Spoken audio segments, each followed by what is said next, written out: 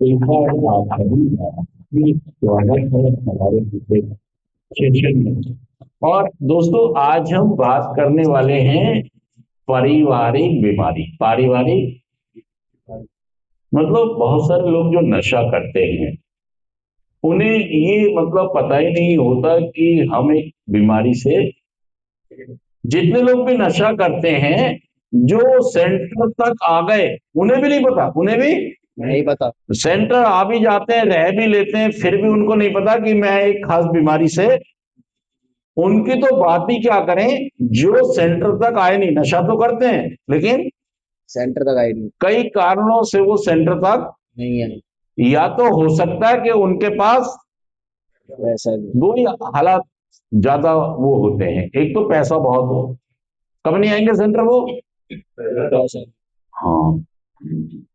और एक कब नहीं आएंगे, बीच वाले लोग अक्सर सेंटर जाते रहते हैं। लेकिन दिक्कत तो ये है कि वो लोग बदनसीब हैं जो सेंटर तक आके, जिनको ये प्रोग्राम में आके पता ही नहीं लगा कि नशा आदत नहीं है, नशा एक बीमारी है। यही नहीं पता लगा। और जो सेंटर में आ भी गए, वो भी इस बात पर विश्वास नहीं करते। कि नशा एक, बीमारी है। वो कह रहा भाई साहब मैं खाना सही खा रहा हूं, मैं नशा नहीं करता, मैं घर पर रह के नशा छोड़ देता हूँ, कई कई महीने तक नहीं, हाथ नहीं लगाता, और मैं सही काम कर रहा हूँ, बिजनेस कर रहा हूँ, अपने बीवी बच्चों का ख्याल करता हूँ, मम्मी पापा का ख्याल करता हूँ, तो मुझे एक बार बताओ, मुझे कौन सी बीमारी है। भाई साहब वो व्यक्ति भी इस बात पर विश्वास करके मतलब राजी नहीं है कि नशा एक बीमारी है। नहीं।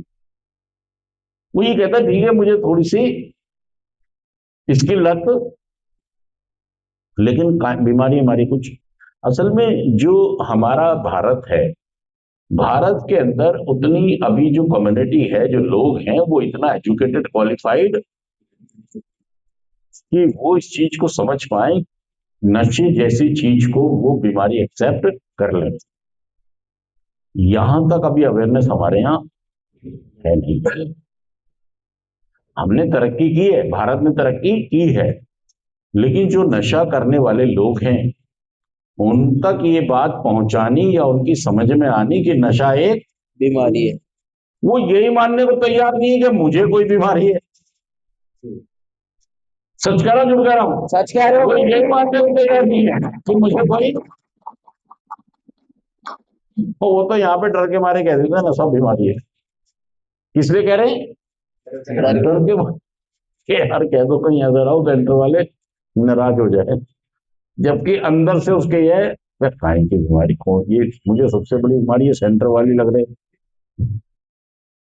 तो असल में इससे फिर तुम्हारा काम खराब हो जाता है, फिर तुम नशा मुक्त हो ही नहीं पाते हो, क्योंकि तुमने क्या स्वीकार नहीं किया कि तुम एक बीमारी से पीड़ित हो। ये तो WHO ने कह दिया भाई साहब, वर्ल्ड हेल्थ ऑर्गेनाइजेशन ने कह दिया कि नशा आदत नहीं, नशा एक बीमारी है। और जो लोग अपने इलाज के लिए कहीं सलाह मांगने गए या भर्ती हुए हैं, तो वो तो भाई साहब पहली ट्रेन से ही ट्रेन में बैठ जाएं।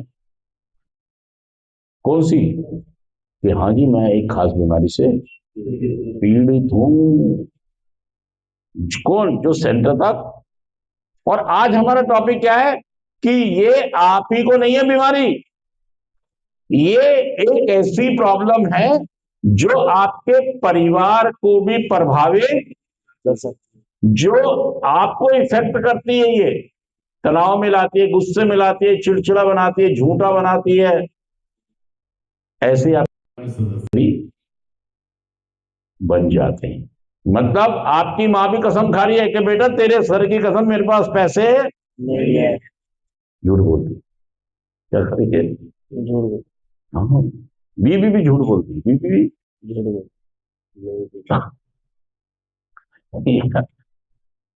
देख लो आप, तुम्हें पता है झूठ बोल रही है, तुम्हें पता है। फिर और तुम्हें गुस्सा आता है, यार ये झूठ बोल रही है, इसके पास ना, मतलब वो भी चिड़चिड़ी हो गई है, वो भी, चिड़चिड़ी। तुम कह रहे तुझे छोड़ दूंगा, वो भी कह रहे तुझे छोड़ दूंगी।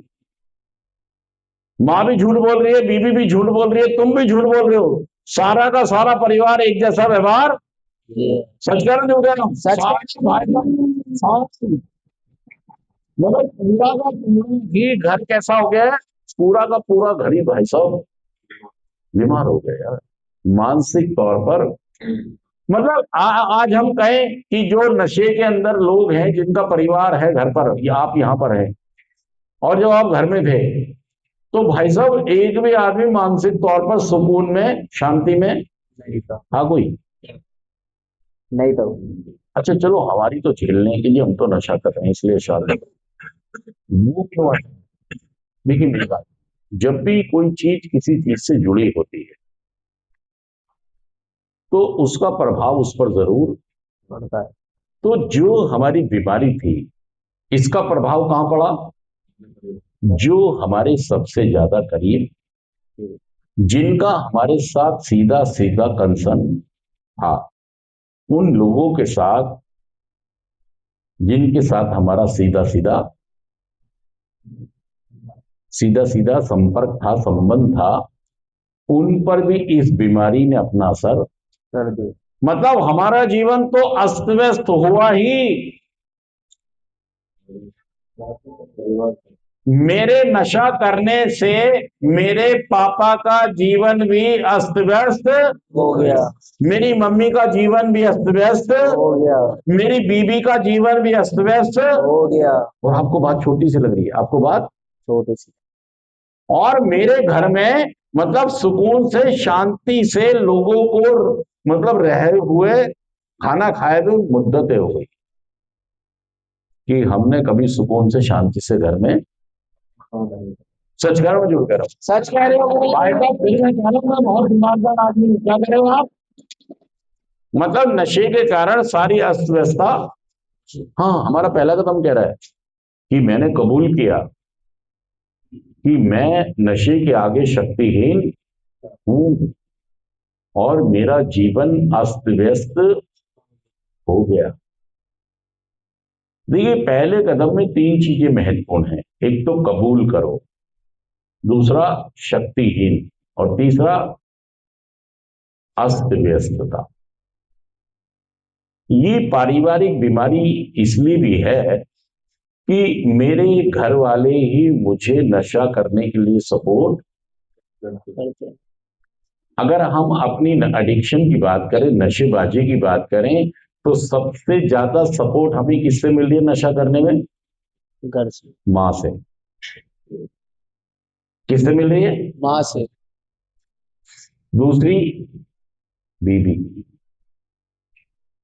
अगर है तो। तीसरा बहन। घर में महिलाओं की बात कर रहा हूं मैं अभी। असल में जो नशा करने वाले लोग होते हैं, ये सबसे पहले सॉफ्ट टारगेट को लेते हैं। किसको लेते हैं? Soft target. और सॉफ्ट टारगेट कौन है? माँ।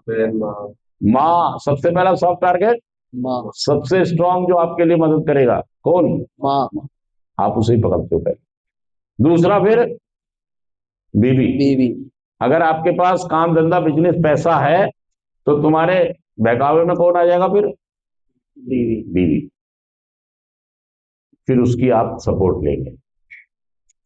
कई बार माँ को और बीवी को भी लड़वा दोगे, कई बार कि माँ तू तो सही है, ये मुझे सेंटर भेजेगी। या बीवी भेज रही तो माँ के चेप हो जाओगे, और अगर बीवी भेज रही तो माँ के चेप, माँ भेज रही तो बीवी के चेप। और इससे करते हुए आप अपनी एडिक्शन को जारी रखते हो, और उनको भी आप बीमार, उन्हें भी सारा अस्त व्यस्त। सच कह रहा हूं, झूठ कह रहा हूं? सच कह रहे हो। हमारा पूरा ही परिवार अस्त व्यस्त।